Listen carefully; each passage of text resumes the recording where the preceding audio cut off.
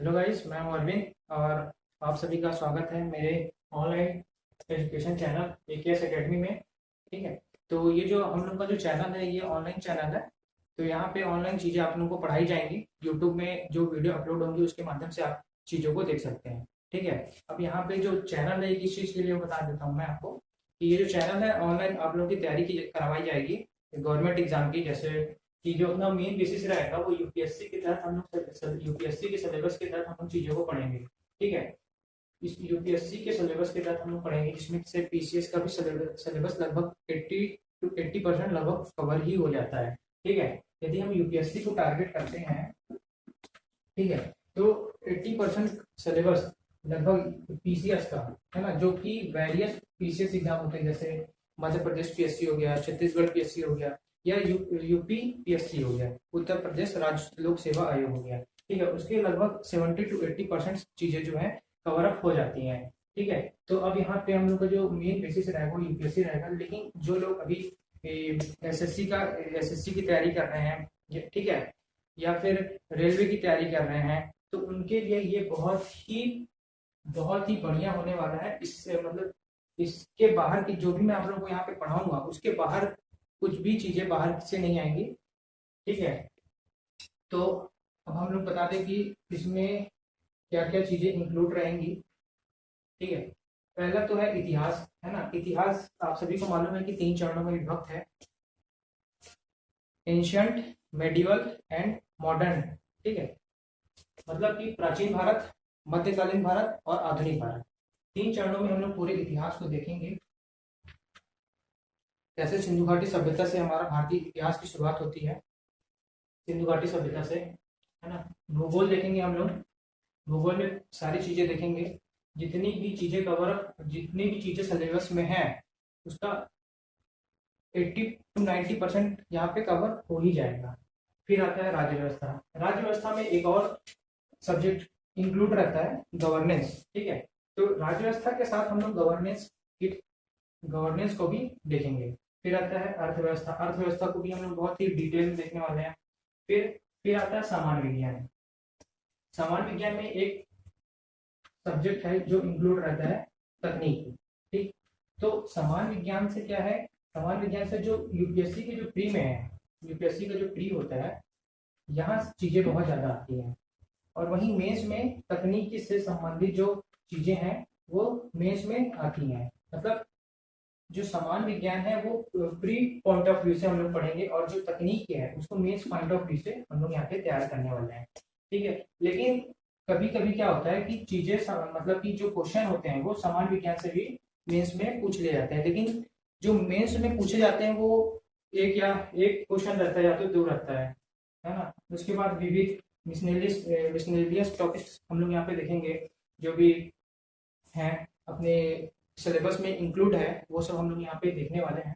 ठीक है। और फिर आता है लास्ट में तत्कालीन मुद्दे। तत्कालीन मुद्दे में जैसे अभी हम लोग अभी की बात करें तो कोरोना वायरस जो चल रहा है, कोरोना वायरस अभी अभी जो भारत नेपाल संबंध में जो दरारें उत्पन्न हो रही हैं, तो उसका कारण क्या है, वो प्रॉब्लम कहाँ से जन्म ली, और उसका मतलब कि जो भारत और नेपाल का जो मुद्दा है वो किससे संबंधित है, और इसके क्या कारण है कि वो मुद्दा उत्पन्न हुआ। तो यहाँ पे हम लोग भारत नेपाल के मुद्दे देखेंगे, भारत नेपाल के मुद्दे देखेंगे कि आखिर प्रॉब्लम क्या हो रही है। और जो भी तत्कालीन मुद्दे आते जा रहे हैं, जैसे अभी रिसेंटली में कुछ 4 से 5 महीना 6 महीने पहले की अगर बात की जाए, तो जो कश्मीर से धारा 370 जो हटाई गई है ना, वो लागू कब की गई, कौन से मतलब कि कब लागू की गई थी। ठीक है। किन परिस्थितियों में लागू की गई थी, क्या उद्देश्य था उस समय लागू करने का, वो सब हम लोग यहाँ पे देखेंगे। और भी जो चीजें हैं जो इंक्लूड होती जाएंगी वो सब हम लोग देखेंगे। ठीक है। तो ये हमारा रहा रोड मैप। इसके तहत हम लोग को आगे की तैयारी करनी है ना। तो अब हम लोग एक एक करके इन चीजों को डिस्कस करेंगे। हम लोग अपने सिलेबस की शुरुआत जो करने जा रहे हैं, है ना। हम लोग को पढ़ना तो सारी चीजें हैं 1 से लेके पूरा 7 तक, लेकिन हम लोग को कहीं ना कहीं से तो शुरुआत करना होगा। तो हम लोग अपने सिलेबस की जो शुरुआत करेंगे वो करेंगे समान विज्ञान एवं तकनीक से। ठीक, मैंने आपको पहले बता दिया था कि समान विज्ञान और तकनीक दो अलग अलग चीजें हैं, है ना। तो अब हम समान विज्ञान एवं तकनीक के सिलेबस में आ जाते हैं।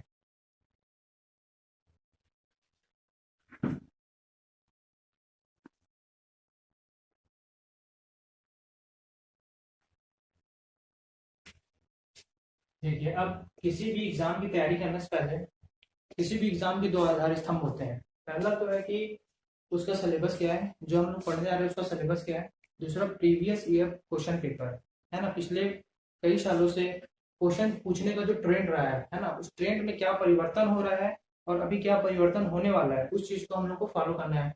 क्वेश्चन पूछने के तरीके, ये अगर आप लोग यूपीएससी के 19 से क्वेश्चन को अगर देखा जाए और वर्तमान समय में जो पूछे जाने वाले जो क्वेश्चन है, अगर आप लोग देखते हैं तो उसके जो पूछने के ट्रेंड में बहुत ज्यादा परिवर्तन हो चुका है ना। तो जो एग्जाम पूछने के जो ट्रेंड में जो परिवर्तन हो रहा है उसके आधार पर हम लोग चीजें यहाँ पे डिस्कस करने वाले हैं। और मैं आपको एक चीज बता दूं कि जो मतलब कि 70-80% यहाँ पे सिलेबस कवर हो जाएगा आपका, है ना। और जो सिलेबस है पूरा सिलेबस के बाहर की चीजें कुछ भी नहीं पढ़ाई जाएंगी, सब सिलेबस की ही चीजें रहेंगी इसमें।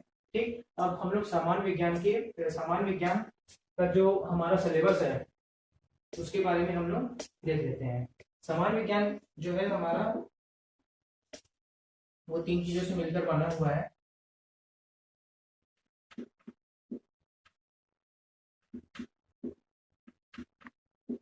पहला है जीव विज्ञान,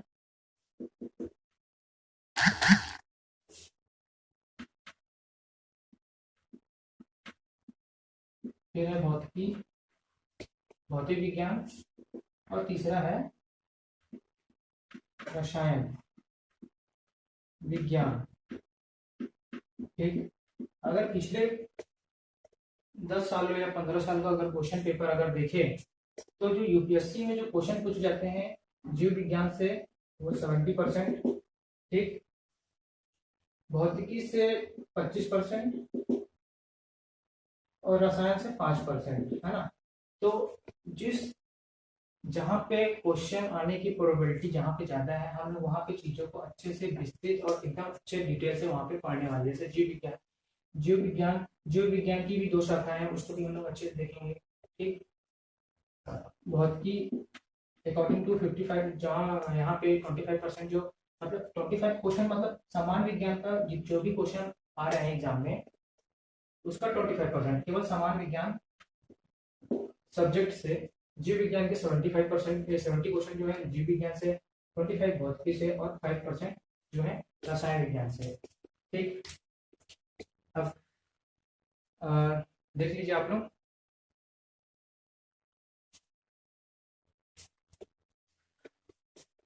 और जो हमारा जो जीव विज्ञान है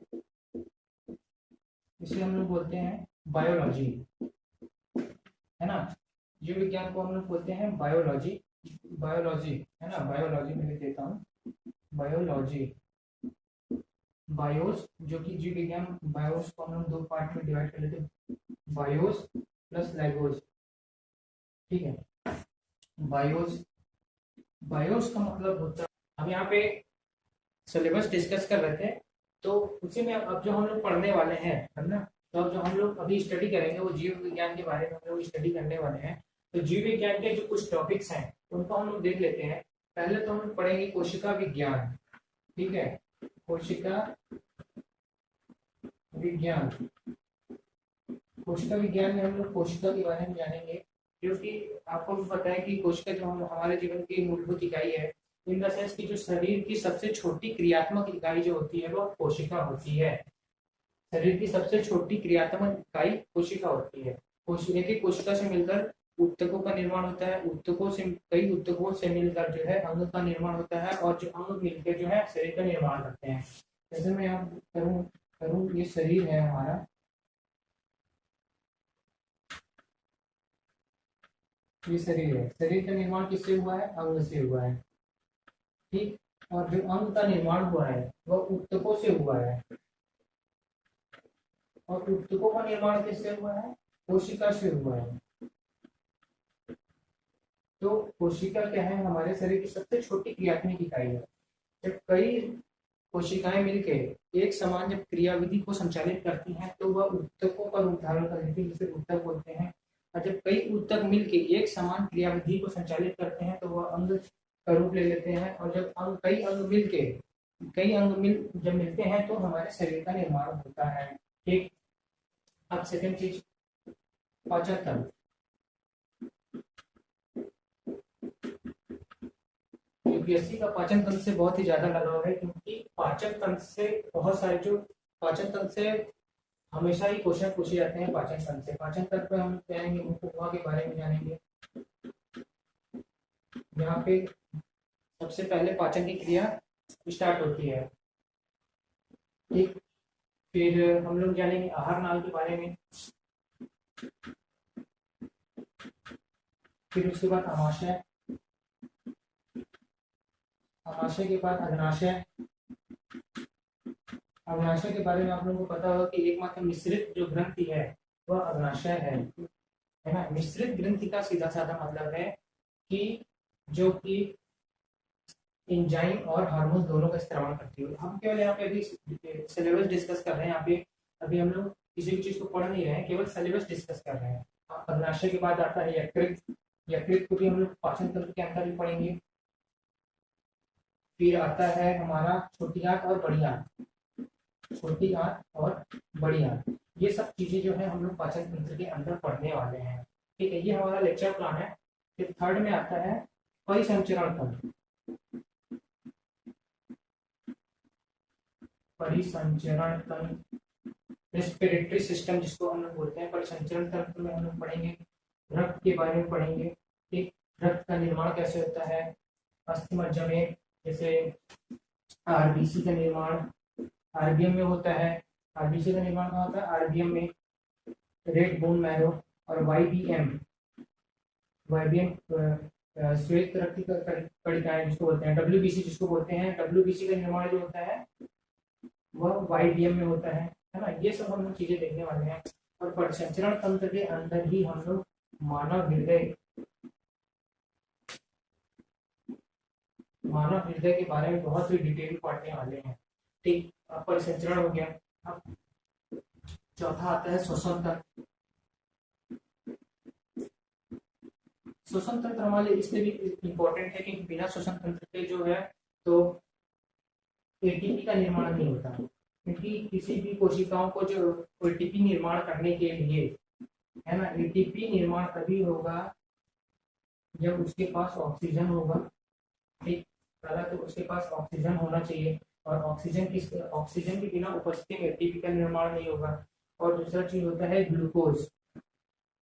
ग्लूकोज, एटीपी का निर्माण ग्लूकोज और ऑक्सीजन के मिलने पे होता है। तो जो ऑक्सीजन का जो परिवहन है वो श्वसन तंत्र के माध्यम से होता है। तो श्वसन तंत्र में हम पढ़ने वाले हैं लंग्स को, जिसे हम कहते हैं फेफड़ा, फेफड़ा, डायफ्राम। डायफ्राम फेफड़े से ही लगी एक संरचना होती है जो कार्टिलेज की होती है, उसे हम डायफ्राम बोलते हैं। ये सब पढ़ने वाले हैं। ठीक, अब हम लोग आगे, अब हमने देखा श्वसन तंत्र। श्वसन तंत्र के बाद आता है, अब देखिए पाचन भी हो गया, श्वसन हो गया। अब क्या होता है, उत्सर्जन।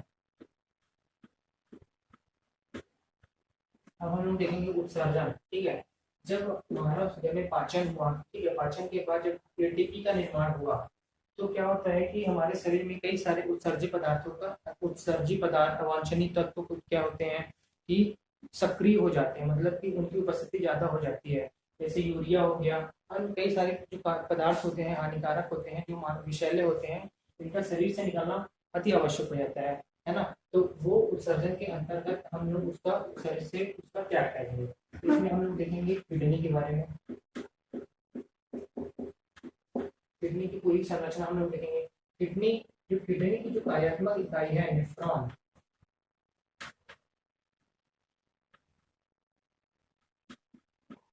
नेफ्रॉन के बारे में देखेंगे। ठीक है, किडनी जो है नेफ्रॉन जो है किडनी की कार्यात्मक इकाई नेफ्रॉन के बारे में देखेंगे। एक किडनी में नेफ्रॉन की संख्या लाखों में होती है। ठीक, अब हम लोग उत्सर्जन हो गया। अब उत्सर्जन के बाद हम लोग देखेंगे तंत्रिका तंत्र। तंत्रिका तंत्र, ठीक, तंत्रिका तंत्र मतलब नर्वस सिस्टम के बारे में हम लोग देखेंगे। नर्वस सिस्टम के बारे में हम लोग पढ़ेंगे मानव मस्तिष्क। मानव मस्तिष्क, मानव मस्तिष्क के बारे में देखेंगे। ये 14 मानव मस्तिष्क जो 1400 ग्राम का होता है, 1400 ग्राम का जो पिंड पिंड होता है, पिंडनुमा संरचना होती है और हमारे पूरे शरीर को नियंत्रण स्थापित करता है मानव मस्तिष्क। ठीक, वो हम देखेंगे तंत्रिका तंत्र के अंदर। चौथा तंत्रिका तंत्र। अब क्या होता है कि पोषक पदार्थ, पोषक पदार्थ, पोषक पदार्थों के बारे में जानेंगे हम लोग। एक पोषक पदार्थ के बारे में, रोग, मानव शरीर में कौन कौन से रोग होते हैं, जैसे टीबी हो गया, ठीक, टीबी हो गया, काली खांसी हो गया, ठीक, और जितने भी रोग होते हैं वायरस से होने वाले रोग, जीवाणु से होने वाले रोग, जीवाणु से होने वाले रोग, वायरस हो गया, जीवाणु से होने वाले रोग, विषाणु से होने वाले रोग, फंजाई से होने वाले रोग, फंजाई से होने वाले, इन सब रोगों के बारे में हम लोग जानेंगे। ठीक है, तो एट द एंड हम लोग को पूरे जो जीव विज्ञान में, हाँ एक छूट गया है, मानव कंकाल।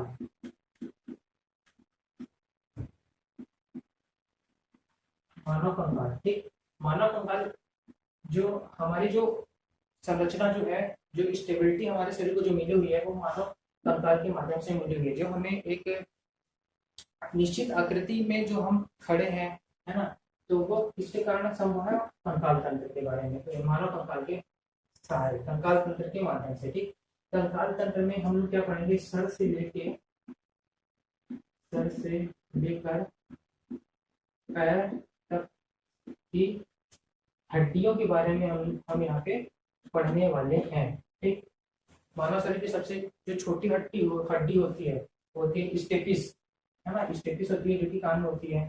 ठीक, सबसे बड़ी जो होती है वो फीमर होती है। वो हम लोग बहुत ही डिटेल में यहाँ पे पढ़ने वाले हैं। ठीक, अब एक और छूटा हुआ है, मैं यहाँ पे लिख देता हूँ, ये नंबर, ग्रंथियां। ग्रंथियां, ठीक, ग्रंथियां दो प्रकार की होती हैं। मैं केवल यहाँ पे अभी सिलेबस डिस्कस कर रहा हूँ, कोई भी टॉपिक अभी पढ़ा नहीं रहा हूँ। ठीक, ग्रंथियां, अंतःस्रावित ग्रंथियां, अंतःस्रावित ग्रंथियां, और दूसरा है बाह्यस्रावित ग्रंथियां, बाह्यस्रावित ग्रंथियां। ठीक है, अंतःस्रावित ग्रंथियां और बाह्यस्रावित ग्रंथियां। ठीक, यहाँ पे क्या होता है, ग्रंथियों के माध्यम से जो ग्रंथियां होती हैं वह, यहाँ पे मैं ग्रंथियों के बारे में थोड़ा सा बता देता हूँ आपको। ग्रंथियां जो होती हैं, ग्रंथियों से हार्मोन्स जो है स्रावित होता है। ठीक है, हार्मोन्स, और कई ग्रंथियों से क्या होता है, एंजाइम्स भी स्रावित होते हैं। तो जो जनरली जो ग्रंथियों का जो कार्य है, जो ग्रंथियों का जो कार्य पद्धति है, वो क्या करती है, एक लिक्विड जो है, इस लिक्विड का स्त्राव करती हैं। ठीक, जिसे हम कहते हैं हार्मोन्स, है ना। हार्मोन जो है मानव शरीर में जो भोजन के द्वारा ग्रहण नहीं किया जा सकता है, इसका निर्माण केवल और केवल शरीर में उपापचयी क्रियाओं के माध्यम से ग्रंथियों के दौरान स्रावित होता है। ठीक, तो ये रहा हम लोग का जो जीव विज्ञान का जो हम लोग का सिलेबस है, और जो हम लोग का लेक्चर प्लान है, हमें क्या क्या चीजें पढ़नी है। ठीक, अब तंत्रिका तंत्र में हमें क्या पढ़ना है, उत्सर्जन में हमें क्या पढ़ना है, मानव कंकाल में हमें क्या पढ़ना है, श्वसन में हमें क्या पढ़ना है, केवल हमने यहाँ पे ये डिस्कस किया। अब कल से जो एक एक करके हम चीजों को डिस्कस करेंगे, और बहुत ही विस्तृत वे में, और यूपीएससी के लेवल को हम लोग टच करेंगे। ठीक, और जितने भी यूपीएससी में जो प्रीवियस ईयर क्वेश्चन आए हुए हैं, ठीक, क्वेश्चन डिस्कस करने के बाद अगर उनको आप सॉल्व करेंगे तो एक भी क्वेश्चन आप, ऐसा नहीं हो कि आप सॉल्व करने की स्थिति में नहीं हो। 100% आप क्वेश्चन उस यूपीएससी में आए हुए जो प्रीवियस ईयर तो क्वेश्चन है उसे आप सॉल्व करने में एकदम सहूलियत महसूस करेंगे। ठीक है, तो ये रहा हम लोग का आज रहा, हम लोगों ने जनरली सिलेबस के बारे में डिस्कस किया। ठीक, अब जो हम लोग का जो कल से जो नेक्स्ट वीडियो रहेगा वो सिलेबस में टॉपिक वाइज वीडियो अपलोड होंगे यूट्यूब में। तो आई होप आपको वीडियो अच्छा लगा होगा, और यदि आप तैयारी कर रहे हैं या फिर करना चाह रहे हैं तो वीडियो को लाइक और शेयर जरूर करिएगा। ठीक है, शेयर करने और लाइक करने से हमें क्या है, मोटिवेशन प्राप्त होता है, जिससे हम आपके लिए और अच्छा करने के लिए मोटिवेट होते हैं। ओके गाइस, अगर आपको वीडियो अच्छा लगा होगा तो लाइक और शेयर जरूर करिएगा। ठीक, और सब्सक्राइब भी करिएगा, जिससे आपको क्या है कि सब्सक्राइब करेंगे तो जो भी हमारी लेटेस्ट वीडियो आएंगी उसका नोटिफिकेशन आप तक पहुंच जाएगा। Okay, thank you.